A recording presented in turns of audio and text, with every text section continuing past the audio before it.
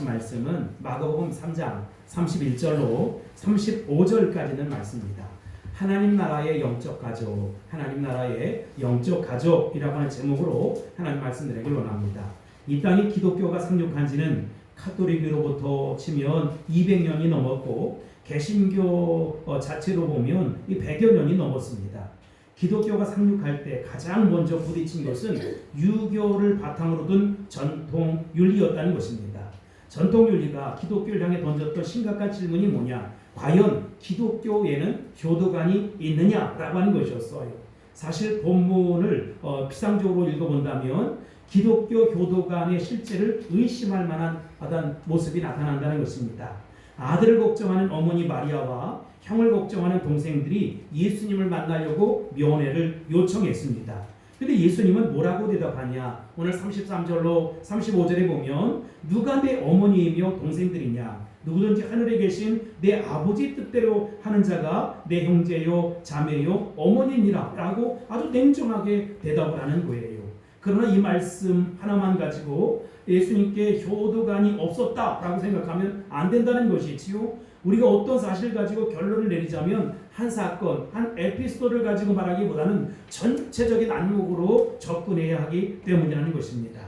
복음서에 묘사된 예수님은 생애 전체를 통해서 자신의 교도관을 어떻게 필요하셨을까요? 또 실제로 예수님은 부모와 형제를 어떻게 대하기를 원하셨을까요? 우리는 이런 문제를 전체적으로 이해할 필요가 있다는 것입니다. 우선 교도에 관한 예수님의 가르침입니다. 마가복음 7장에 보면 예수님은 그 당시 유대인들, 특별히 바리새인들과 더불어서 고르반 문제에 대해서 논쟁을 벌여요. 이것을 우리는 고르반 논쟁이다 이렇게 이야기합니다. 고르반이란 말은 하나님께 드렸다 이런 뜻입니다. 그 당시 성전 안에는 한 제도가 만들어졌는데 그 제도의 내용은 이렇습니다. 매우 가난하지만 하나님을 사랑하는 어떤 사람이 있었어요. 부모님을 사랑하지만 하나님을 조금 더 사랑했다는 것이지요. 그래서 하나님께 헌금을 드렸습니다. 헌금을 받고 나니까 부모님께 도와드릴 돈이 없는 거예요. 이것을 보며 주위 사람들이 이렇게 말하는 것이지요. 저 사람은 부모도 제대로 봉양을 못하는데 하면서 그 당시 말이지요. 예수님 당시의 성전 제도에 의하면 이런 사람들은 이해해줘야 했거든요. 왜냐하면 그는 이미 재물을 하나님 앞에 드렸기 때문에 여유가 없어서 부모님을 돕지 못하는 것이지 사랑이 없어 돕지 못하는 것이 아니라는 것입니다. 이런 성전의 법规를 가르쳐서 우리는 고르반이다 이렇게 얘기했어요. 근데 문제는 이 문제를 악용하는 사람들이 점점 늘어가기 시작했다는 것입니다.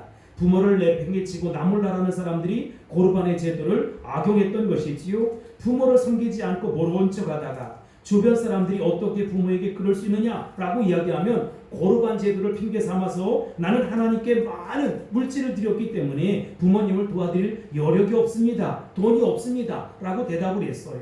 예수님은 이런 사람들을 보고 매우 흥분하시면서 분노하셨어요. 고르반이란 제도는 하나님이 주신 것이 아니다. 그것은 사람들이 만든 제도에 불과하다. 사람들이 만든 제도를 악용해서 부모를 버리다니 이것은 하나님이 모세에게 주신 내 부모를 공경하는 계명을 위반하고 있는 것이다 라고 강력하게 책망을 하셨어요. 우리는 이 말씀을 통해서 예수님도 십계명에 명신된 바와 같이 내 부모를 공경하라, 부모의 공경, 부모 순종에 대해서 확고한 영적인 원칙을 가져야 한다라는 사실을 알게 됩니다. 예수님의 마지막 십자가 사건을 기억하십니까? 십자가에 매달린 예수님은 그 고통의 절정에서도 십자가 밑에 있는 한 여인을 주목하고 계셨습니다. 그 여인이 누구입니까? 바로 그의 어머니 마리아입니다. 사람은 누구나 고통이 심해지면 다른 사람 생각할 여유가 없잖아요. 자기의 고통에 집중하기 때문에 예수님도 십자가의 고통의 절정 속에서 예수님은 어머니를 바라보면서 눈물을 흘리셨다. 앞뒤가 좀 맞지 않아요. 그러면서 그 마음에 여유가 없는 그 순간에도 어머니를 집중하고 바라보면서 어머니 옆에 있던 사랑하는 제자 요한에게 이렇게 말씀하십니다. 요한아, 내 어머니시다. 내 대신 내 어머니를 잘 모셔다오. 이것이 예수님이 십자가상에서 남기신 마지막 말씀이라는 것입니다. 예수님은 분명한 효도관을 가지고 계셨습니다.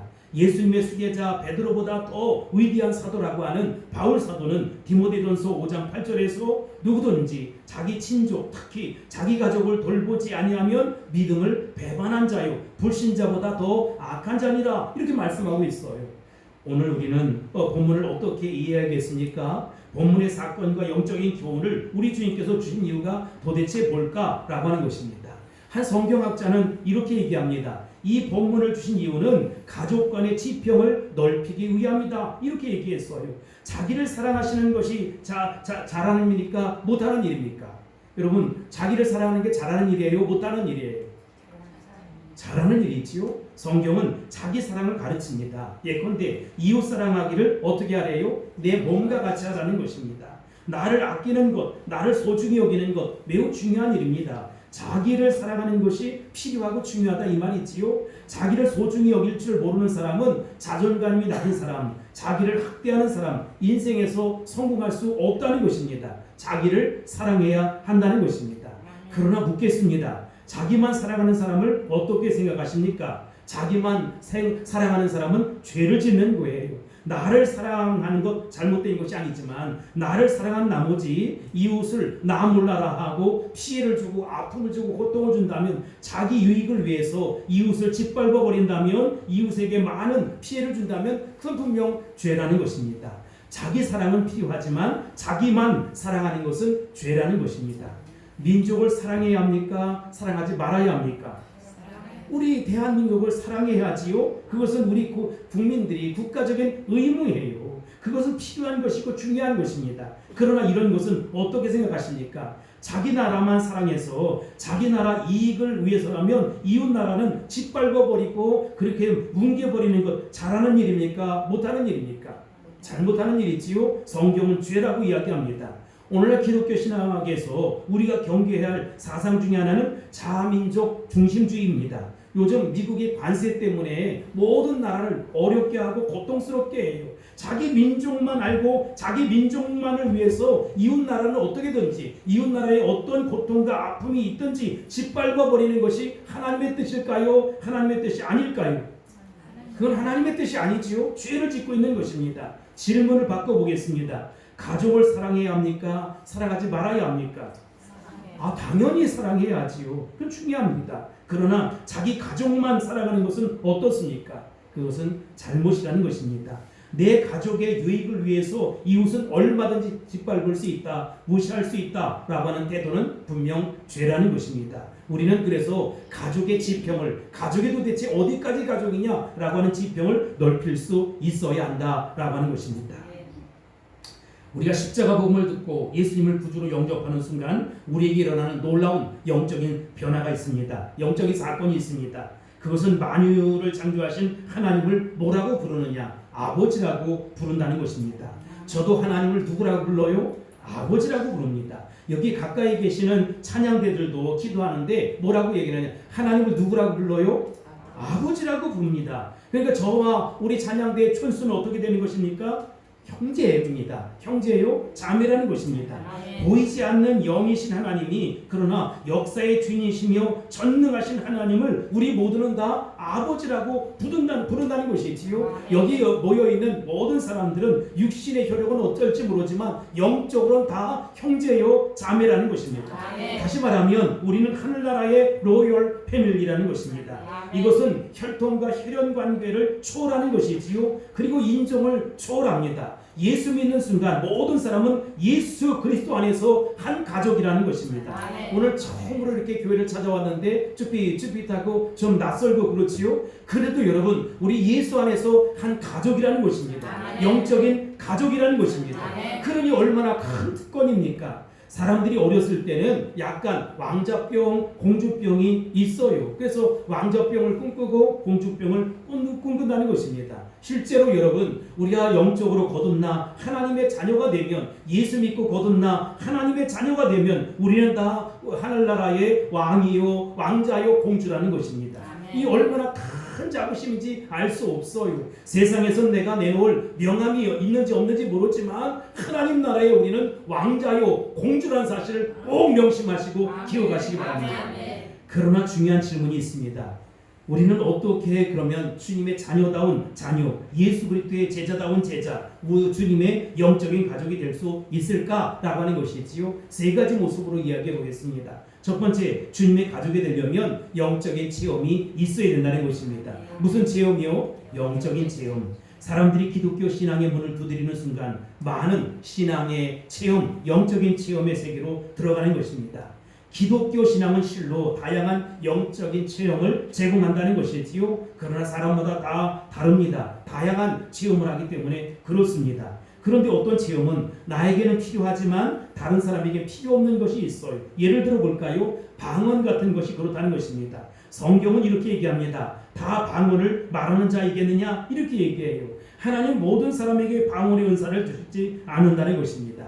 어떤 사람은 방언을 하고 어떤 사람은 방언을 하지 않습니다. 하나님은 필요에 따라서 그 사람에게 은사를 허락해 주신다는 것입니다. 어떤 사람은 해야 하고 어떤 사람은 하지 않아도 괜찮다는 것입니다. 그러나 지금부터 말하고자 하는 이 체험은 보편적인 체험, 절대적인 체험이라는 것입니다. 이것이 없으면 참된 그리스도인이 될 수 없다는 것입니다. 이것이 없으면 하늘나라에 천국에 들어갈 수 없다는 것입니다. 저는 그래서 그것을 근본적인 영적인 체험이다 이렇게 이야기하고 싶어요. 그 체험이 뭡니까? 거듭남의 체험, 두 번 거듭남의 체험이라는 것입니다. 아멘. 거듭남은 우리 모두가 경험해야 한다는 것입니다. 아멘이신가요? 아멘. 여러분 성경에 보면 예수님과 니고데모가 만나요. 그림에 나올 터인데 니고데모는 사회의 정치적, 종교적 지도자였다는 것입니다. 그러나 예수님은 그를 향해서 뭐라고 이야기합니까? 뭐라고 얘기하느냐? 내가 진실로 진실로 너에게 이르노니 사람이 거듭나지 아니하면 하나님 나라를 어떻게 해요? 볼 수 없다는 것입니다. 그 유명한 종교 개혁자였던 마틴 루터라고 하는 사람이 이렇게 얘기해요. 우리가 천국에 도착하면 천국 입구 간판에 이렇게 써 있을 거라는 것입니다. 오직 거듭난 자. 뭘로 거듭나지요? 성령으로 거듭나고 말씀으로 거듭난다는 것입니다. 지난 세기 영국에서 활동했던 위대한 전도자 가운데 존 웨슬리와 쌍벽을 이루는 조지 휠필드라고 하는 분이 계셨어요. 그림에 나올 터인데 이분이 가장 좋아하는 설교 중에 하나가 뭐냐? 당신은 거듭나야 한다. 당신은 구원받아야 한다. 이런 제목이었습니다. 그는 가는 곳곳마다 만나는 사람마다 집회 때마다 예배 때마다 사람은 거듭나야 한다라고 하는 강력한 메시지를 선포했습니다. 많은 사람이 이 설교에 은혜를 받고 거듭나서 주님 앞에 돌아오는 거예요. 근데 그 중에 한 청년이 정말로 목사님의 설교가 너무 은혜스러운 거예요. 그래서 목사님 나는 목사님의 개인적인 비서가 되고 싶습니다. 이렇게 얘기하는 거예요. 목사님 따라다니고 싶습니다. 그러라. 그래서 이제 그 조지 필드 목사님의 가방을 들고 이제 비서처럼 따라다녔습니다. 청년은 너무나 흥분이 되는 거예요. 자기가 사모하고 좋아했던 목사님의 개인 비서가 됐다 이 말이지요. 그런데 목사님이 똑같은 설교를 계속 하시는 거예요. 거듭나야 한다. 당신은 거듭나야 한다. 당신은 구원받아야 한다. 이 설교를 계속 하는데 수도 없이 하는 거예요. 어느 날 청년은 인내의 한계에 다다르게 되었어요. 아니 조지 헬피터 목사님이 설교 강단에서 내려오자마자 이런 투영을 했습니다. 목사님 아니 목사님에게 설교 레포토리가 그렇게 없습니까? 아니 거듭나야 한다는 설교를 내가 70번 이상을 들었습니다. 목사님 도대체 어떻게 된 것입니까? 그랬더니 그가 청년을 꽉 붙잡고 이렇게 얘기합니다. 왜 그런 줄 아느냐? 내가 거듭나야 한다. 내가 거듭나야 하기 때문이라는 것입니다. 아멘. 거듭난다는 것은 취사 선택의 문제가 아니라는 것입니다. 구원받아야 한다는 것은 내가 받아도 되고 안 받아도 되는 것이 아니에요. 반드시 구원받아 하나님의 자녀가 되어야 한다는 것입니다. 아멘. 구원받아야 천국 가고 구원받아야 하나님 백성이 되고 아멘. 구원받아야 영원한 천국을 소망할 수 있다는 것입니다. 아멘. 예수 보혈 십자가의 능력으로 거듭남을 체험하는 저와 여러분이 다 될 수 있기를 주의 이름으로 축복합니다. 아멘. 할렐루야. 아멘. 주님이 본문의 사건이 일어나도록 허용하신 이 진리를 우리에게 가르친 이유가 도대체 뭘까? 마가복음 3장 첫머리에 보면 예수님은 제자를 12명을 부르잖아요. 12제자가 주님의 한 가족이 된 것입니다. 어떻게 한 가족이 되었습니까? 주님이 부르실 때 그들은 믿음으로 즉시 응답했기 때문에 가능했다는 것입니다. 여기 마태복음 11장 28절에 보면 수고하고 무거운 짐진 자들아 누구에게 오래요? 다 내게로 오라는 것입니다. 수고의 짐, 무거운 짐이 있습니까? 다 주님 앞에 들고 오시기 바랍니다. 주님께서 쉬게 해 주실 것입니다. 주님께서 해결해 주실 것입니다. 주님이 간섭해 주실 것입니다. 주님이 책임져 주실 것입니다. 여러분, 맞아. 주님을 따라가면 내게 안식이 있을 거야. 예수가 그리스도, 예수가 구세주, 예수가 메시아를 믿고 그분을 의지하는 그 순간 우리는 주님의 제자가 되고 하나님의 자녀가 된다는 것입니다. 성경은 이렇게 얘기해요. 요한복음 1장 12절에 보면 영접하는 자, 곧 그 이름을 믿는 자들에게는 뭐가 되지요? 하나님의 자녀가 되는 권세를 주셨으니 이렇게 말씀하고 있습니다. 영접하는 자가 누구냐? 그 이름을 믿는 자예요. 그 이름이 누구냐? 예수 그리스도입니다. 예수님을 영접하는 자, 예수님의 이름을 믿는 자에게 뭐가 되지요? 하나님의 자녀가 되는 권세를 주신다는 것입니다. 이는 혈통으로 된 것이 아니에요. 육신의 정으로 된 것이 아니에요. 사람의 뜻으로 된 것이 아니라는 것입니다. 오직 하나님의 뜻으로 말미암은 것이라는 것입니다. 요한복음 5장 요한일서 5장 12절에 보면 아들이 있는 자에게 뭐가 있어요? 생명이 있고 하나님의 아들이 없는 자에게 생명이 없다는 것입니다. 우리 친구들하고 아주 어렸을 때 소시적에 두꺼봐 번집 죽게 새집 다오 이렇게 했는데 한참 하다가 죽었니 살았니 물어봐요. 여러분에게 묻겠습니다. 여러분들은 죽었습니까? 살았습니까? 진짜 살아있는지 옆 사람 좀 봐주세요. 여러분, 우리는 죽었습니까? 살았습니까? 살았어요. 육신적으로 살았어요. 영적으로 죽었습니까? 살았습니까? 살았습니다. 하나님의 자녀는 예수 그리스도를 믿고 거듭났기 때문에 우리는 이제 살아있는 것이지요. 거듭난다, 태어난다 라고 하는 것은 결코 어려운 일이 아니다. 예수 믿고 예수님을 영접하는 순간 우리 뭐가 돼요? 하나님의 자녀가 된다는 것입니다. 그 순간 내가 무슨 감정적인 체험을 했느냐 중요한 것이 아니에요. 조용한 마음에 평안이 있느냐 이게 중요한 게 아니에요. 어떤 정신적인 또 육체적인 변화가 있느냐 이게 중요하지 않아요. 그러나 내가 예수 그리스도를 믿는 순간 나는 달라진다는 것입니다. 영적으로 변화된다는 것입니다. 거듭남을 체험한다는 것입니다. 이 사실을 믿을 수 있게 되길 바랍니다. 아하, 감정적인 거듭남이 아니구나, 육체적인 어떤 거듭남이 아니구나, 하나님께서 우리를 거듭난 하나님의 자녀로 만들어 주시는구나. 여러분, 이러한 영적인 체험을 날마다 경험하고 체험할 수 있게 되길 바랍니다. 우리가 어떻게 예수 그리스도의 가족, 하나님의 노열 패밀리가 될 수 있을까? 영적인 체험을 할 수 있어야 된다는 것입니다. 거듭남의 체험이 있어야 된다는 것입니다. 예수 그리스도를 나의 구주로 의지하는 그 순간 나는 뭐가 돼요? 하나님의 자녀가 된다는 것입니다. 여러분, 부모님에게서 여러분들이 몇 번 태어났습니까? 부모님에게 속을 썩이면 다시 태어납니까? 자식이 아닌 것입니까? 여러분, 그건 상관이 없어요. 우리가 육체적으로 단 한 번 태어나는 것처럼 우리 거듭남도 한 번으로 족하다는 것입니다. 그 위에 하나님의 자녀된 권세를 누리며 믿음으로 살아가야지 영적으로 예수 그리스도의 이름으로 거듭나는 저와 여러분이 다 될 수 있기를 바랍니다. 두 번째로 영적인 이해가 필요하다. 무슨 이해요? 영적인 이해. 거듭나는 순간 우리에게는 영적인 직관력이 있어요. 여자들에게 섬세한 직관력이 있는 것처럼 우리에게도 영적인 직관력이 있다는 것입니다. 그때부터 우리는 하나님을 조금씩 이해해요. 여러분, 그런데 투자가 필요합니다. 무슨 투자가 필요하냐? 무릎 꿇고 기도하는 투자가 필요하다. 말씀을 듣는 투자가 필요하다. 말씀을 읽는 투자가 필요하다. 그래 영적인 폭이 넓어지게 되고 사람의 생각이 깊어지게 되고 예수를 하나님의 사람, 하나님의 뜻이 이런 것이구나 라고 하는 것을 깨달음을 얻게 된다는 것입니다. 나는 거듭나지 않았는데도 불구하고 교회에 열심히 나오는 사람들이 참 신기해요. 거듭나지 않았어요. 구원받지 않았어요. 근데 열심히 나와요. 참 다행이라고 생각해요. 아직도 여전히 거듭날 그 기회가 있으니까 이 정도면 되었다 생각하지만 여러분, 그렇다고 우리가 구원받지 못한 사람은 영적인 것이 이해가 되지 않아요. 거듭나야 영적인 것이 이해된다는 것입니다. 교회 열심히 나와서 거듭나지 않은 사람은 불신자 그 상태의 그 모습 다 그 상태로 있는 것입니다. 이런 사람들은 영적인 것을 이해하지 못해요. 예를 들어 볼까요?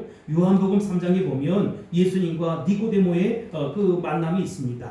그런데 니고데모는 그 정치적으로 굉장한 우리로 얘기하면 국회의원 정도 신분이 있는 사람 아니에요. 그런데 거듭내야 된다고 하니까 내가 어떻게 어머니 뱃속에 2번 그렇게 들어갔다 나올 수 있느냐? 이렇게 얘기해요. 영적인 깜깜이, 영적인 소경이라는 것입니다.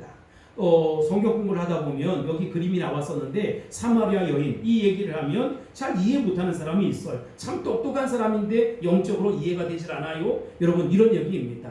뭔가 예수님이 길을 가다가 목이 말라서 좀 물을 달라라고 이야기하니까 이 사람이 나는 사마리아 사람이고 당신은 유대인인데 어떻게 나에게 물을 달라고 하십니까? 이렇게 얘기해요. 근데 예수님이 네가 내가 누군지 알았다면 내가 주는 물을 마시면 영원히 목마르지 않을 것이다. 이렇게 대답을 하시지요. 그때 사마리아 여인의 반응이 참 신기합니다.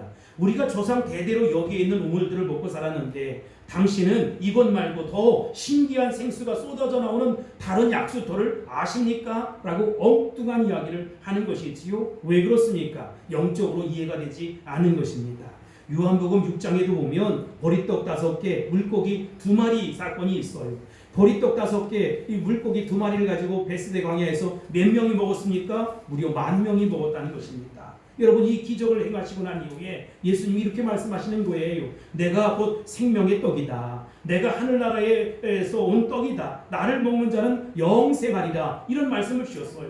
그랬더니 여러분 그들이 뭐라고 대답을 합니까? 저 사람이 자기를 잡아먹으래. 제사를 뜯어먹으래. 어떻게 먹지? 도무지 이해가 되지 않는 거예요. 여러분 제 곁에 있었던 분들 가운데도 떠난 분들도 있고 그렇지만 그 이해가 되질 않아요. 영적인 것을 전혀 이해하지 못한다는 것입니다. 그냥 육신적인 말, 정치, 경제, 사회, 문화 이것은 이해가 되는데 영적인 이야기하면 목사님 설교가 어렵습니다. 목사님 이 성경이 이해가 되지 않습니다. 왜 그래요? 거듭나지 않아서 그런 것이지. 예수님 주변에도 이런 사람들이 많이 있었다는 것입니다. 본문의 상황에 나타난 배경을 한번 보세요. 마가복음 3장 20절을 보겠습니다. 3장 20절 시작. 집에 들어가시니 무리가 다시 모임으로 식사할 겨를도 없는지라. 아멘. 예수님이 어떤 집에 들어가셨어요? 식사 시간이에요. 그런데 식사할 겨를도 없이 말씀을 자꾸 가르치고 병자들을 위해서 기도해 주는 거예요. 사람들은 미쳤다 미쳤어. 저 사람 미쳤다. 아니 지금 배고픈데 밥을 먹어야지. 왜 계속해서 말씀을 전하고 병자들을 위해서 기도해 주지? 21절에 보면 예수님의 가족들의 반응이 나와요. 21절입니다. 시작. 예수의 친족들이 듣고 붙들어 나오니 이는 그가 미쳤다 하미로라. 아멘. 예수님의 가족들도 야 미쳤다 이런 얘기를 해요. 또 더 나가서 바리새인들은 뭐라고 반응합니까? 22절입니다. 시작. 예루살렘에서 내려온 서기관들은 그가 바알세불을 지폈다 하며 또 귀신의 왕을 힘입어 귀신을 쫓아낸다 하니. 아멘. 예수님이 말씀을 전하시고 기도해 주시고 병자들을 위해서 기도해 주시는데 아니 귀신 들리라도 나간 거예요. 그러니까 그들은 이야기하기를 야 더 큰 귀신이 들려가지고 이 정도의 귀신은 아무것도 아니구나. 저분은 귀신의 왕 바알세불의 힘을 입은 자다. 이렇게 얘기하는 거예요. 여러분 여기서 사람들은 무엇을 이해하지 못했습니까? 성경의 말씀이 생명의 말씀이 십자가 복음이 능력이란 사실, 생명이란 사실, 구원이란 사실을 몰랐다는 것입니다.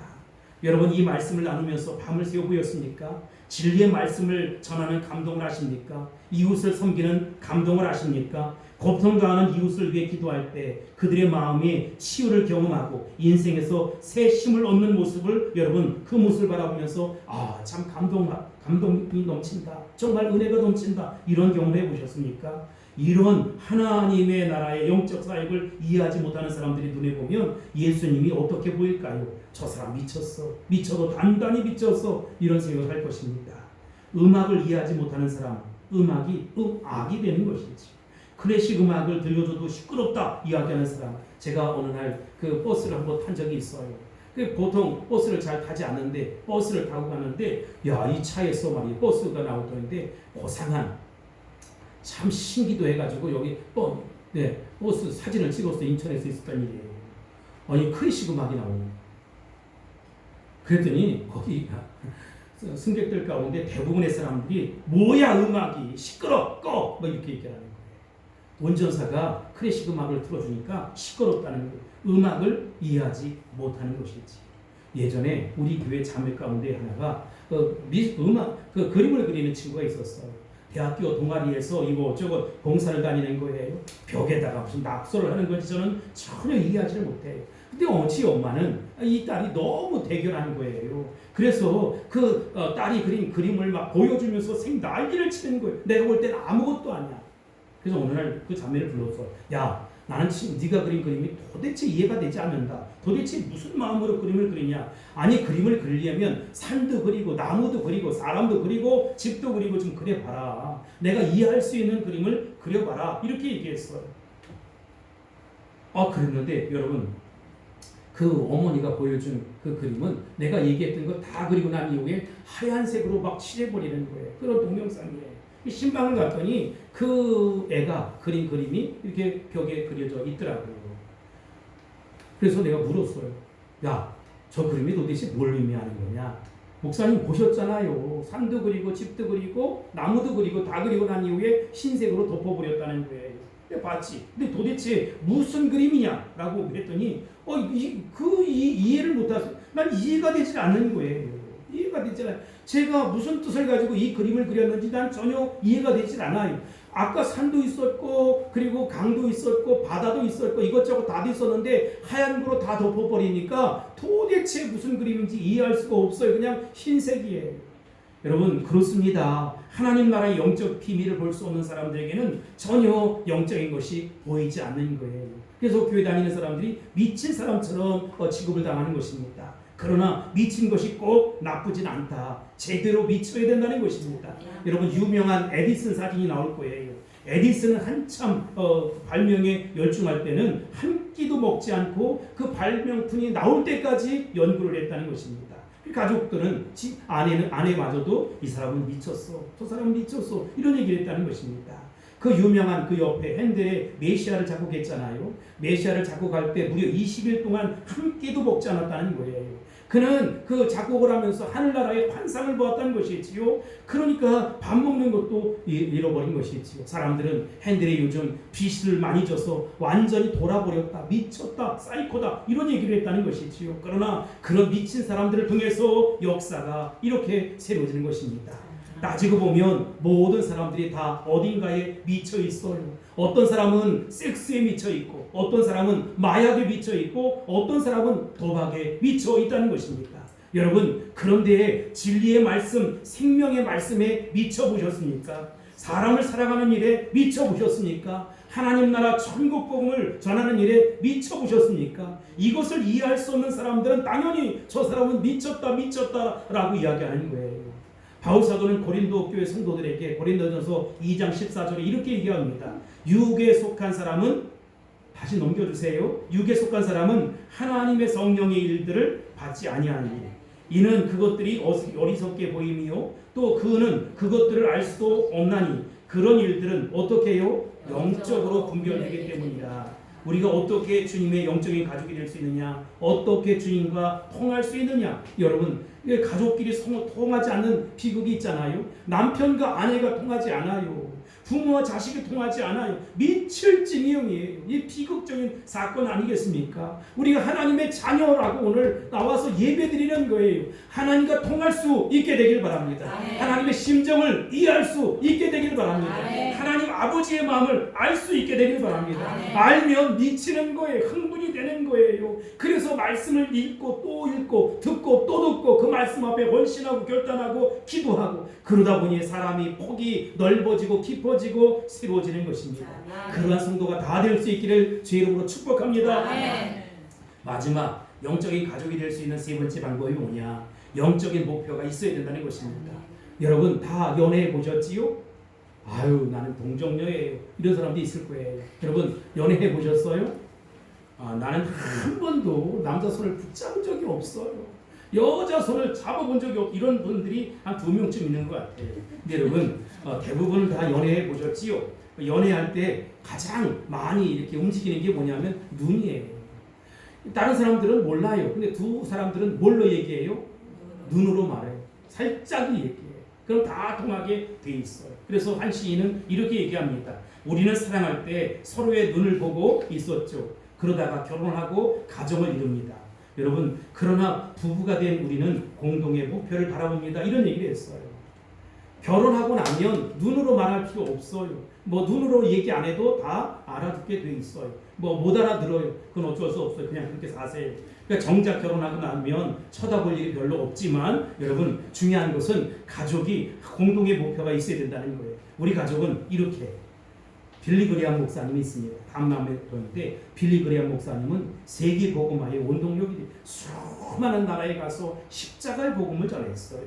그의 아내였던 루스 그레이엄은 그 남편의 사역을 위해서 늘 중보기도하는 여인이 되었다는 것입니다. 그의 아들 프랭클린 그레이엄은 전 세계 젊은이들에게 복음을 전하는 으뜸가는 전도자가 되어서 얼마나 아름다운 가정입니까? 두 번째 최일도 목사님이에요. 바포 목사님 아시지요? 여러분 그분은 청량리 588 그 중심으로 해서 버림받은 여인들과 노인들을 얼마나 사랑하고 끌어안고 지금도 사역을 하는지, 그의 딸은 저 캄보디아에 가서 그 하나밖에 없는 아들과 함께 그렇게 사역을 바포 사역을 감동하는 거예요.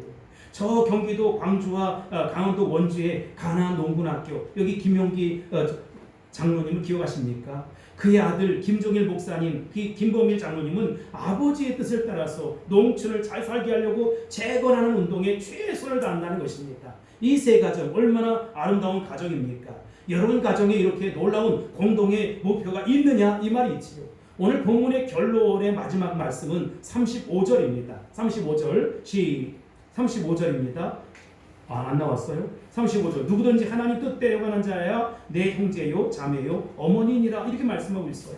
주님은 왜 이 말씀을 하셨을까? 예수님의 12제자를 부르신 이유가 도대체 뭘까? 한 가지 공동의 목표를 가지라는 것입니다. 하나님의 뜻이야말로 가장 선한 것이니까. 빌립보서 2장 13절 죄송해요. 너희 안에서 행하시는 이는 누굽니까? 하나님이세요. 자기의 기쁘신 뜻을 위하여 너희로 뭘 둡니까? 소원을 둔다는 거예요. 오늘 교회 왔어요. 누구누구 따라 교회에 왔어요. 우리 안에서 행하시는 일은 누구예요? 하나님이 그 마음을 주신 거예요. 그 마음을 주셔서 교회에 왔어요. 자기의 기쁘신 뜻을 위하여 우리 마음속에 무엇을 주세요? 소원을 주세요. 여러분들이 예배드리고 나가면서 뭘 가져야 돼요? 소원을 가져야 돼요. 나도 사랑하며 살겠다. 나도 하나님 영광을 위해 살겠다. 나도 다시 복음 앞에 살겠다. 내 정말 하나님 기뻐하는 삶을 위해 살겠다. 어떤 이들은 그것이 커서 세계 선교에 영향력을 미치는 일꾼이 될 수도 있고, 어떤 이들은 이웃에 가서 복음 전하는 사람이 될 수 있고, 나는 아직 믿음이 어리니까 내 가정을 돌보는, 아니 내 자신을 추스리는 그런 삶을 살아야지, 이렇게 마음의 결단을 하는 소원을 가질 거예요. 세상이 험하고 시대가 어두울수록 우리 마음은 찹찹하기만 합니다. 그러나 이런 때일수록 현실을 뛰어넘는 더 고상한 높은 목표가 있어야 된다고 저는 믿습니다. 내가 좋아하는 예화가 있는데 어느 조류학자가, 여기 독수리가 나오잖아요. 독수리 새끼를 이제 주워다가 키웠어요. 근데 독수리 새끼를 처음에 키울 때 병아리들하고 똑같이, 병아리 아시지요? 병아리들하고 똑같이 키웠어요. 근데 독수리가 독수리여야 되는데 병아리가 되는 거예요. 그도 꼭꼭꼭꼭 하고 그냥 구구구구 하고 그냥 물쩍 먹고 하늘 쳐다보고 막 그 짓을 하는 거예요. 덩치가 이따만해 졌는데도 그러는 거예요. 그래서 야 이거 안 되겠다. 닭들하고 계속 놓으면 안 되겠다 해서 이제 그를 분리시켜 가지고 날려보려고 해도 나를 생각을 하지 않는 거예요. 높은 산에 가서 막 던져도 그냥 떨어져, 그냥 죽기 일보 직전이에요. 그런데 그 마음을 바꾸었어요. 강력한 바람이 불기 시작하더니 독수리 한 마리가 쫙 나르기 시작하는 거예요. 그랬더니 이 독수리가 그 모습을 바라보면서 자신도 창공을 향해서 힘차게 날개짓을 하는 거예요. 여러분, 하나님의 자녀인 우리는 사정, 형편, 모양 때문에 때때로 병아리처럼 살 때가 있어요. 하나님의 자녀가 자녀 아닌 것처럼 살 때가 있어요. 그냥 하루 먹는 것, 입는 것, 쓰는 것, 뭐 기타 등등 때문에 고민하고 살아요. 카드값 값을 갚아야 되는데, 세금을 막아야 되는데, 기타 등등의 모습으로 그저 살아가요. 하루하루 살다 보니까 조금만 어려워도 주저앉고 좌절하고 낙심하고 실망하고 살아가는 거예요. 그런데 우리 주님이 3장 13절에 뭐라고 얘기하느냐? 또 산에 오르사 자기가 원하는 자들을 부르시니 어떻게 해요? 나온지라. 우리 여러분, 예수님이 12제자를 부르신 것처럼 저와 여러분을 우리 주님이 부르셨어요. 그러면서 산에 오르자. 네? 산에 오르자, 영적인 산에 오르자, 함께 높이 날아보자는 것입니다. 지금은 제가 비행기 탈 일이 별로 없는데 비행기를 탈 때 보면 여러분 비가 오거나 바람이 많이 불 때가 있어요. 근데 저는 그 비가 이렇게 오고 그러면 걱정이 되는 거예요. 날씨가 나쁜데 비행기가 과연 뜰까 말까, 뜰까 말까. 웬만한 비에는, 웬만한 바람에는 그 비행기가 어떻게 운항하지 못하는 그런 모습을 별로 본 적이 없어요. 바람과 폭풍을 뚫고 구름을 뚫고 비행기가 높은 상공을 향해서 비상한다는 거예요. 그러면 그 아래는 비가 잔뜩 왔고 뿐만 아니라 바람이 불었는데 일정한 높이 올라가면 비도 바람도 없는 거예요. 그냥 구름만 가득한 청정한 그 평화를 맛보는 것이지요. 구름 위의 세계가 참 놀랍구나, 이런 모습을 경험하고 체험하는 것입니다. 사랑하는 성도 여러분, 삶이 고달프고 아플수록 우리에겐 꿈이 필요하다는 것입니다. 저 높은 곳을 바라봐야 합니다. 영적인 산에 올라가야 합니다. 산에서 12 제자를 부르시던 예수님이 또한 우리를 부르시 않겠습니까? 수고하고 무거운 짐진 자들아, 다 내게로 오라. 내가 너희를 쉬게 하리라. 세상살이가 힘들고 직장 사업이 어렵지만 그럴수록 주님의 높은 산에 믿음으로 올라야 한다는 것입니다. 그리고 주님의 꿈을 꿔야 한다는 것이지요. 주님은 이렇게 말씀하십니다. 나와 함께 걷자, 십자가 복음 전하자, 사람들을 사랑하자, 그리고 이 세상을 믿음으로 말씀으로 변화시키자. 우리에게 이런 꿈이 있다면 우리는 반드시 일어나게 될 것입니다. 그리고 우리 직장이나 회사가 새롭게 창조될 거예요. 이 꿈에 사는 사람들은 하나님 나라 영적인 가족이라는 것입니다.